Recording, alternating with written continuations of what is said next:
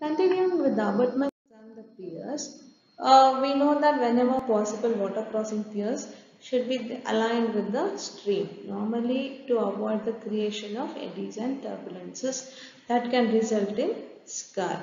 So, to avoid the scarring action, we should always align the piers with the stream flow. Two piers very close to each other shoreline may be more hydraulically efficient and economical to construct than one deep water pier. So whenever pier is located in marine environments, reinforcement should be corrosion protected and concrete should include corrosion inhibitors. To offset abrasive action of water, bridge pier should have high performance concrete outer layer or form liners protection. So it is preferred that the pier shaft should be solid to a height of 3 feet above navigable elevation or 2 feet above under flood.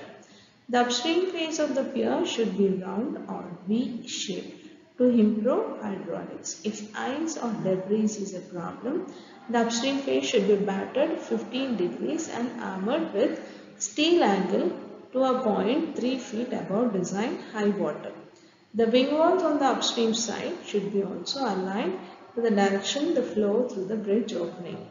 In case where wing walls are at or near the water's edge, the wing wall should be flared to improve the hydraulics at the entrance condition.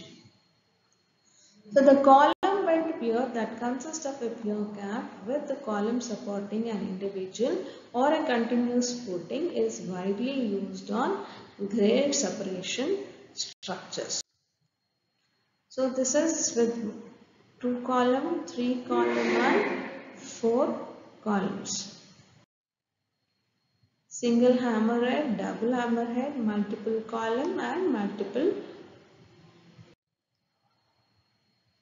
This is a wall pier that is used for most stream crossings to avoid collection of debris and floating ices between the columns.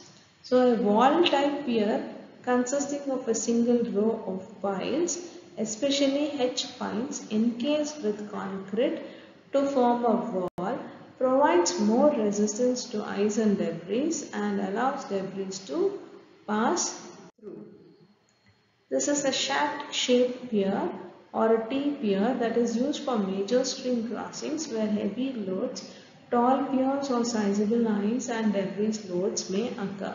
The hammerhead type T-pier is generally cheaper than the solid wall pier because it requires fewer quantities of materials and a smaller coffer depth.